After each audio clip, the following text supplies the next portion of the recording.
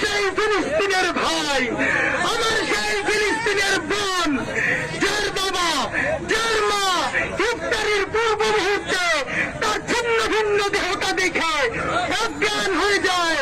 আল্লাহ রাব্বুল আলামিনের কাছে, আরশের কাছে এই দুনিয়ায় ইসরায়েলের ধ্বংস দেখে যেতে চায়। ভাইরা আমার, আমাদের লড়াইটা বড় দীর্ঘ। আজকে যেখানে ইসরায়েল দাঁড়িয়েছে, আমার সীমান্তের পাশে আরো একটি এশিয়ান ইসরায়েল দাঁড়িয়ে গেছে।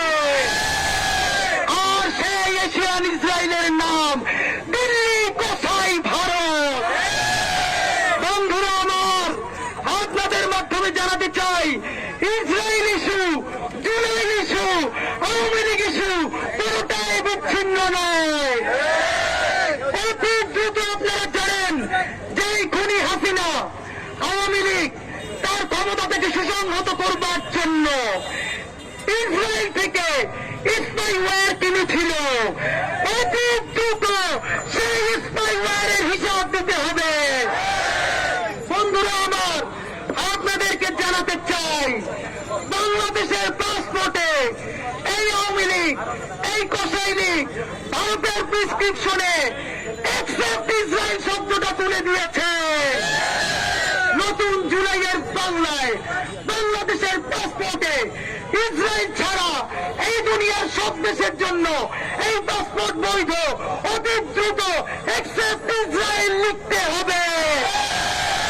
ইসরায়েল থেকে সেই স্পাইওয়্যার কিনে আমার ভাই বোনদের বিরুদ্ধে আয়নাঘরে নির্যাতন করা হয়েছে, সেই ইসরায়েলের বিরুদ্ধে, এশিয়ান ইসরায়েল ভারতের বিরুদ্ধে রুখে দাঁড়াতে হবে।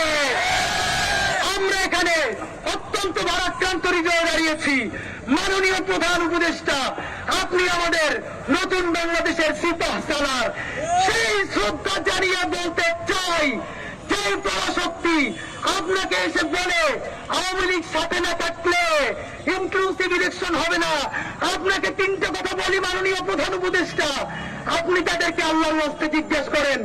নাম্বার 1, 2014-তে 154টা আসন আনকনটেস্টেড হয়ে গিয়েছিল। তখন এই ইন্টারন্যাশনাল কমিউনিটি কোথায় ছিল? কেন এসে আওয়ামী লীগকে বলে নাই এই ইলেকশন মানি না? দ্বিতীয়ত, 2018 সালে রাতের ভোট, দিনের ভোট রাতে ভরে সমস্ত নির্বাচনকে বাতিল করা হয়েছে। তখন এই আন্তর্জাতিক কমিউনিটি কোথায় ছিল? কেন এসে বলে নাই এই নির্বাচন মানি না? বন্ধুরা আমার, 2024-এ আর একটা নির্বাচন তো না, কি যেন একটা করে ক্ষমতা পাকাপোক্ত করলো।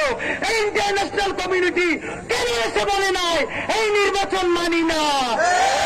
গত 15 বছর যে ইন্টারন্যাশনাল কমিউনিটির কারণে বাংলাদেশে ফ্যাসিবাদ হয়েছে, গুম হয়েছে, খুন হয়েছে, নির্বাচনের নামে প্রহসন হয়েছে, তাদেরকে তো এই আন্তর্জাতিক কমিউনিটি তাদেরকে সঙ্গ দিয়েছে।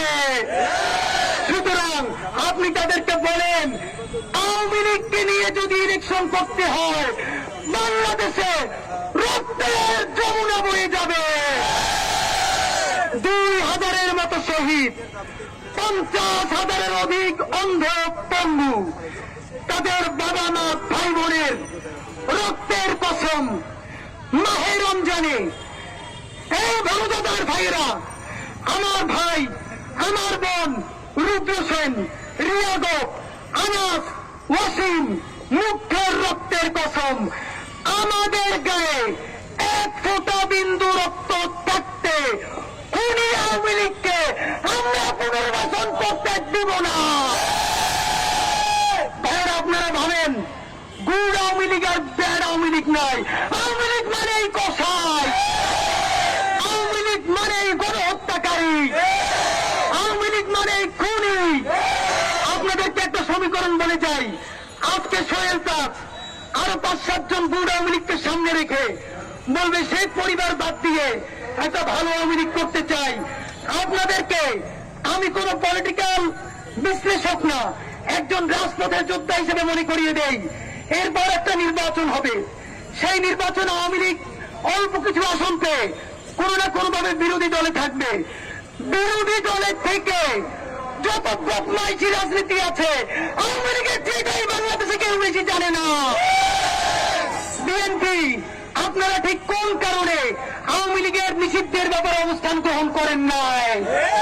জামাতে ইসলামী কোন প্রেসক্রিপশনে আওয়ামী লীগ নিষিদ্ধের ব্যাপারে স্পষ্ট বিবৃতি দেন নাই? এখন পর্যন্ত রাজনৈতিক দল হিসেবে এনসিপি কে দেখেছি তারা আউট অ্যান্ড আউট বলেছে আওয়ামী লীগকে নিষিদ্ধ করতে হবে। ভাইরা আমার, আপনাদেরকে জানাই 2.5 বছর বিএনপি ক্ষমতায় থাকবে, 2.5 থেকে 3 বছর। এরপরে আওয়ামী লীগ বিরোধী দলে থেকে ভারতকে সাথে নিয়ে ইসরায়েলকে সাথে নিয়ে এমন ষড়যন্ত্র করবে 3 বছরের মাথায় বিএনপিকে লাথি মেরে ক্ষমতা থেকে সরিয়ে দিবে। তারপরে কি হবে ভাইরা?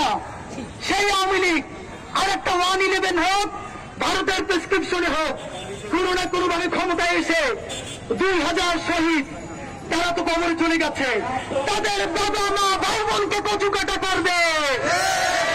50,000 আহত, প্রত্যেককে ধরে ধরে কচু কাটা করবে। সুতরাং আহতদেরকে বাঁচাতে, শহীদদের পরিবার বাঁচাতে, জুলাই যোদ্ধাদেরকে বাঁচাতে, রক্ত পাচ্ছে আওয়ামী লীগ পুনর্বাসন করতে দিব না। আর আমাদের ঢাকা বিশ্ববিদ্যালয়ের ভাই বন্ধুরা এইখানে 3টে থেকে অবস্থান গ্রহণ করবে। ইনকিলাব মঞ্চ আওয়ামী লীগ নিষিদ্ধের দাবিতে, জুলাই, শাপলা, পিলখানা বিচারের দাবিতে রাজু ভাস্কর্যে অবস্থানের সংহতি প্রকাশ করছে। আওয়ামী লীগকে নিষিদ্ধ না করে আমরা রাজপথ ছাড়ব না ইনশাআল্লাহ।